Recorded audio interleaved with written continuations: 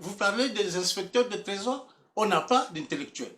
Et dans la politique barbouzard de la France, donc les barbouzes là, les gens qui ont servi ici en France, les gens donc ces champions de coup d'État là, ces militaires là, ils ont dans leur poche aussi la franc-maçonnerie, la franc-maçonnerie. Donc c'est le mensonge. Je crois que c'est mon jeune, c'est Ben qui connaît bien Sassou a été formé où? À Churchill. Donc la matière qui est étudiée à cette école-là, c'est le mensonge. Le mensonge est fait à Churchill, là quand il est parti de Mbunda, quand les Youlous l'ont envoyé en formation comme officier de réserve à l'époque. Dans le livre là, on a tout dit. Oui, Aben, peut-être rebondir là-dessus, sur la formation, tous ces... Là où les Américains ont même amené, c'était plutôt la France a amené. Les Américains ont acheté cette école-là de Churchill. Non, c'est-à-dire qu'à la fin de la guerre d'Algérie, quand l'Algérie retrouve son indépendance, après la guerre de libération de l'Algérie, après avoir signé des accords de coopération aussi entre la France et l'Algérie, où l'Algérie aussi s'est fait rouler dans la farine, parce que bon, il ne faut quand même pas oublier qu'il y a eu dans ces accords-là, la France a continué à expérimenter sa bombe atomique dans le Sahara, ce qui était une véritable, je ne sais pas comment il faut appeler ça, une déperdition pour les Algériens, parce que ce territoire-là aujourd'hui est totalement inexploitable. Et donc à la fin de cette guerre d'Algérie, cette école de Churchill où Sassou Nguesso avait été formé, et cette école-là, en fait, c'était l'école de formation de la contre-guérilla, c'est-à-dire on y formait des officiers propagandistes qui allaient lutter contre les guérillas qui se mettaient en place en Algérie, qui avaient commencé déjà au Vietnam, mais aussi pour former les futurs officiers qu'ils allaient utiliser dans nos différents pays pour faire les coups d'État, parce que les accords de coopération qu'ils avaient signés en 1958 leur permettaient, ou les autorisaient, ou ils avaient des clauses plus ou moins secrètes dans ces accords-là, puisqu'ils n'ont jamais été publiés au niveau de l'Assemblée nationale française, par exemple. Les accords leur permettaient d'exploiter nos matières premières à leur propre dessein, et nous, on n'en tirait absolument aucun bénéfice. Dans cette école-là, en 62, quand la guerre d'Algérie finit, les Français, à l'époque de honte, voulaient la dissoudre. Les Américains leur ont intimé l'ordre de ne pas la dissoudre, et l'ont déplacée d'Algérie jusqu'aux États-Unis à Fort Bragg. Et là, les Américains ont formé les officiers sud-américains qui vont faire les coups d'État dans les pays d'Amérique latine. Donc voilà cette école à quoi elle a servi. Alors ce que je voulais dire tout à l'heure en terminant en disant qu'il y a je parlais d'un élément, enfin d'un révélateur ou d'un instrument qu'on peut regarder le développement du Congo. Quand on regarde aujourd'hui l'école a été réduite à rien. Aujourd'hui au Congo, l'école n'existe plus. Les jeunes ne rêvent plus. La santé n'existe plus. Et tout ça parce que eux sont arrivés au pouvoir pour jouir dans ce système obliométrique. C'est un système exclusivement de jouissance pour autoriser, pour permettre, pour faire un paravent au système France-Afrique de continuer à piller nos pays. Puisque toutes les matières premières, avec les accords de coopération, soi-disant leur appartiennent. Ils ont été les premiers découvreurs. Bon, ils ont effectivement fait des études pour voir ce qu'il y avait. Ils ont pu évaluer tout ce qu'il y avait comme matière première dans nos différents pays francophones. Et ils s'en portent le garant de pouvoir les exploiter eux seuls. Alors que ce n'est pas chez eux, c'est chez nous. C'est à nous d'exploiter ces matières premières-là. Mais malheureusement, bon, ils ont formé effectivement des cadres, hein, ces fameux cadres à Churchill ou dans d'autres écoles ici, qu'ils ont pu, comme on dit, comme disent les barbouzes, qu'ils ont pu tamponner, et ces gens-là leur servent de pion pour continuer à exploiter nos différents pays. Et à Olivier, tout à l'heure, nous parlions de l'oblimétrie, le PCT, avec son idéologie, et aujourd'hui, on se rend bien compte que, en fait, comme je disais tout à l'heure, moi j'ai un peu du mal souvent à parler du PCT, je parle plus de l'oblimétrie, parce qu'au sein de l'oblimétrie, on retrouve un peu tout le monde, tous ceux qui mangent autour de ce pouvoir-là. Il n'y a pas qu'une région qui est concernée, il n'y a pas... Mais voilà, à quel moment il y a eu un peu...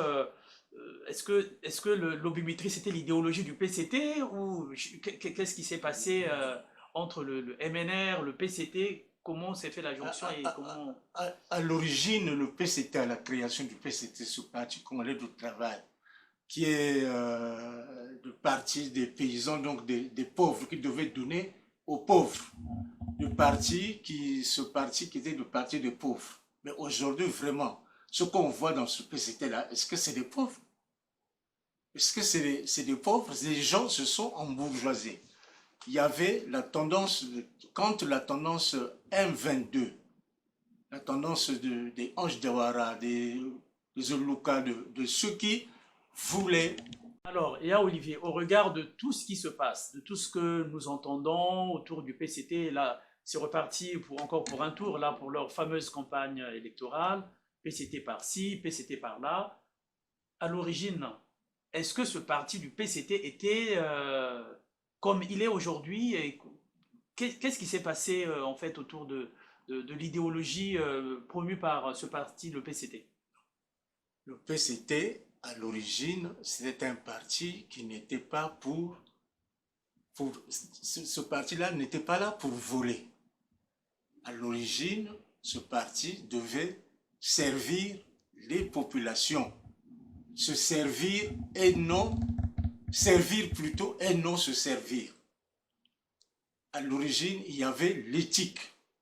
Vous voyez même Ange Dawara, Luka, Matumpa, les Bakekulo sont partis, ils sont morts. Est-ce qu'ils ont laissé des parcelles? Ils ont laissé... il y avait des interdits. On ne pouvait pas s'embourgeoiser. On ne pouvait pas prendre ce qui était là, ce qui appartient au peuple. D'abord, Ange et tous les autres, il y avait une discipline de ne pas prendre avant les populations, avant les autres. Donc, d'où la fameuse devise tout pour le peuple, rien pour le peuple. Tout pour le peuple, rien que pour le peuple, c'était vraiment la réalité. Et aujourd'hui, aujourd'hui, c'est ce PCT-là, mais ils doivent même avoir honte, ça n'a rien à voir. Il y a l'anecdote. Dès qu'on a arrêté Ange Dawara, et Mobutu a arrêté Ange Dawara, l'a donné à... Et Ange Dawara n'est pas venu comparaître avec nous au procès. Je disais que au procès qu'on avait organisé, c'est moi qui ai défendu l'autocritique, le document qu'on avait écrit. Et dès qu'ils ont tué Ange Dawara et ses compagnons, dès qu'ils l'ont tué, le ouf poussé par Henri Lopez. C'est à ce moment-là, Henri Lopez a commencé son chantier qui est en bas de l'hôtel Olympique Palace. En bas, il avait une parcelle, il ne construisait pas. Mais dès qu'ils ont appris que Ange Dawara est mort, ouf, ils ont poussé le grand ouf. Ah, je peux construire. Donc, quand il y avait les Ange Dawara, quand il y avait notre courant, personne ne pouvait voler. Personne. Ça, je peux les mettre à défi, qu'ils me répondent. Aujourd'hui, là, ils nous entendent. Quelqu'un lève le doigt pour dire que Ange Dawara avait 5-10 parcelles. Où il avait ceci, on a volé. Rien. Le Parti congolais du travail n'était pas fait pour voler. Aujourd'hui, ce Parti congolais du travail là, où les gens sont pleins les poches, c'est pas le même parti que Ange Dawara. Parce que les statuts du Parti congolais du travail... Ça devient pratiquement une... C'est Ange Dawara qui les avait. C'est une honte. Ce parti-là qui continue à se dire parti des masses, des populations, des travailleurs. Alors qu'il n'y a que des chômeurs au pays. Alors qu'il y a plein de chômeurs. Et non, ils volent. Il n'y a plus le trésor, il n'y a plus rien. Alors, il s'est emparé du trésor, il s'est emparé de tout à lui. Et donc, au départ, à la création de ce parti, quelles sont enfin, les personnalités qui étaient là, qui ont composé, enfin, qui étaient à la création de ce parti? Et il y avait donc je te parlais de ce triumvirat au bataillon para qui était en embuscade. On les amène. L'exemple que j'ai donné tout au début. La majorité, en dehors des autres officiers honnêtes, des gens comme les BADEP, comme ces gens d'officiers. Mais tous les autres officiers du Nord s'étaient donné des consignes comme quoi eux, ils étaient des révolutionnaires, parce que la consigne même avait été donnée par Yombi. Le courant de cette jeunesse-là qui souffre, si si on ne se dit pas communiste, il va nous emporter, comme il veut emporter tous les autres réactionnaires. Et ils ont pris la stratégie de se camoufler.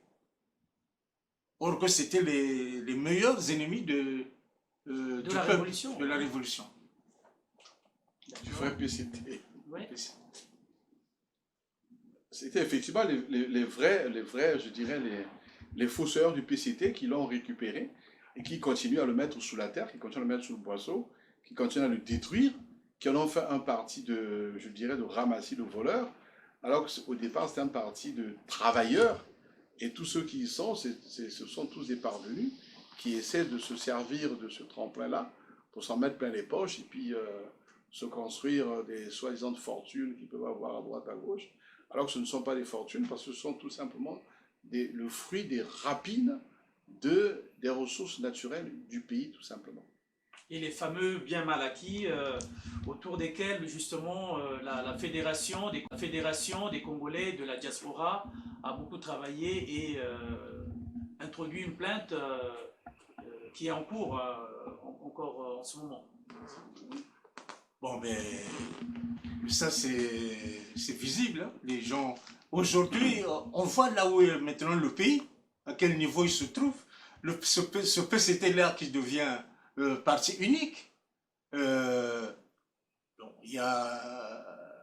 On a encore une chance que Ndalagraï qui avait porté le drapeau à la création de ce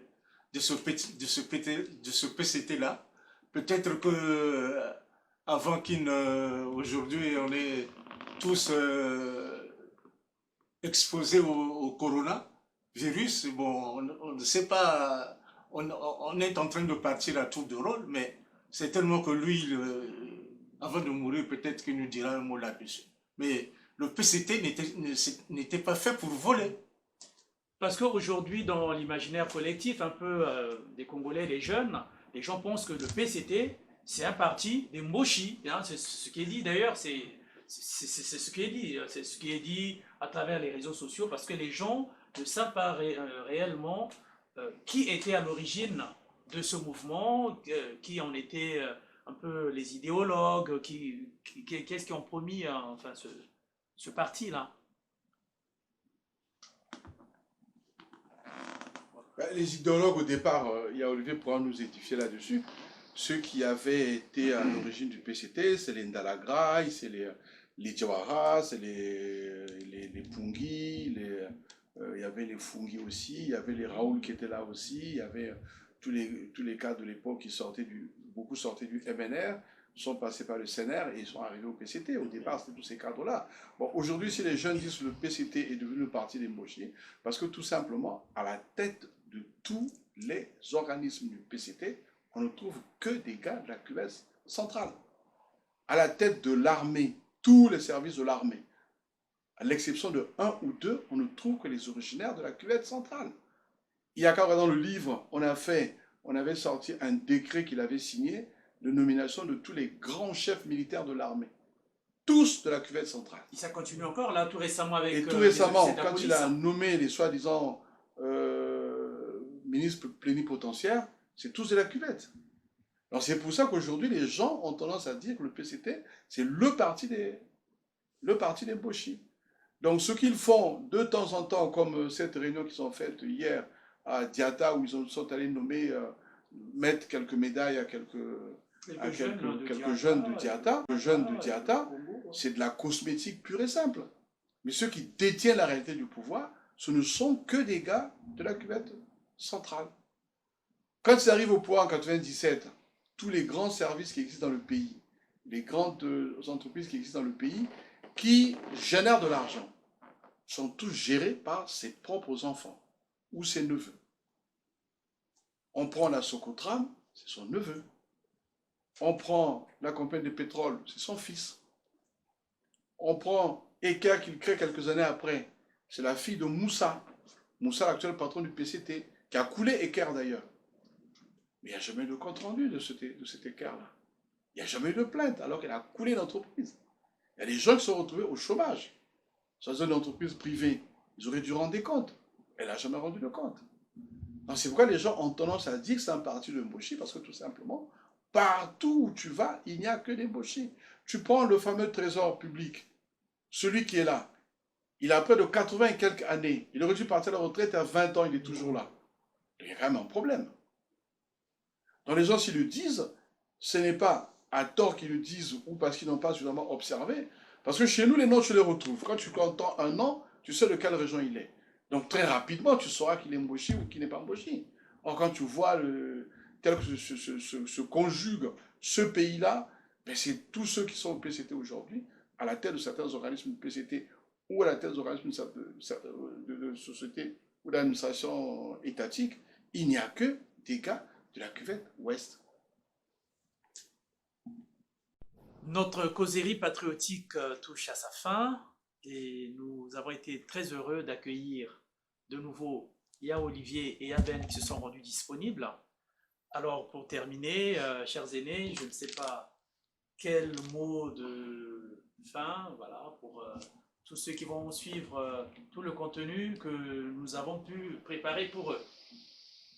Genre le mot de la fin, c'est il faut continuer à s'instruire, il faut continuer surtout à lire, à chercher tous les supports nécessaires, tous les supports qu'on peut trouver pour pouvoir s'informer de ce qu'était le Congo, notre pays, de ce qu'il est devenu aujourd'hui pour mieux comprendre où on va et surtout pour mieux comprendre qu'est-ce qu'on peut faire demain de ce pays qui nous avait fait tant rêver, mais qui aujourd'hui ne nous fait plus rêver parce que ceux qui sont à la tête de ce pays sont en train de le détruire à petit feu.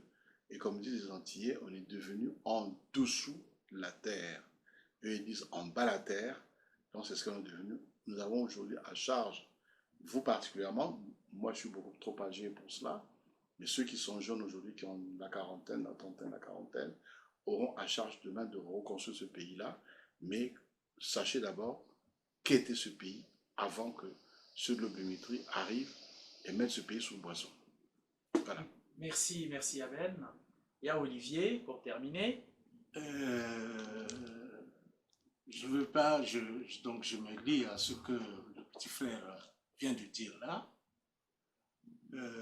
J'ajoute surtout réagir à un coup de fil que j'avais reçu qui est venu de l'autre côté de la mer là-bas des Amériques. J'ai un jeune frère qui est là-bas qui me disait que ce qui se passe au pays, c'est l'affaire de Dieu. Samunga Wanzambi. Samuka Wanzambi ako. Mwivi wego utalaba. Mwivi, bwetukangi là-haut. Il y a un voleur qui pille le pays, qui vole le pays. C'est devenu son pays. Comment on va l'arrêter? Comment on va le mettre hors jeu? Ce type-là, ce monsieur-là, c'est un menteur, c'est un voleur. Donc, ce n'est pas Osamunga Wanzambi. Non. Samu, Bata Wayirika, Batuta Mona. Bubata Sa, Batuta Mona. Tabike non, Samnya Buzoba. Donc, le petit frère no tangi. Bantu Bata Buna. Buba bonga mataba kubula ko Buna Bantu Benubin. Lele. Bantu Benubin, acha kuma lusiri libéré. Acha kuma lusiri libéré. Na yali talava, na troupes yali talava. Na benu na banchilulu kuma gatakun. Uma mushwa luzagala. Bantu Benubin bano tafutu kwenda kumakanga. Bantu Benubin balembo tafutu ko sari mayaka. Bantu Benubin bata fonsatu. Katafuta retraite ko. Katafuta salaire ko. nchi ya ika ya yaji huonda na huonda kwa kuona donc ni buzobana tuko yika sane taseno mayela nshikamanu yugoni takati mu nshikamanu ita shikamenu tanakani watu wa baomanisa batumanisa mebobo tasa uzobabo wo kan betu tanwana akulutanwana kanwana ako watu wa uzobabo watu wa Et tcha. Sur ce, à très bientôt. Au revoir.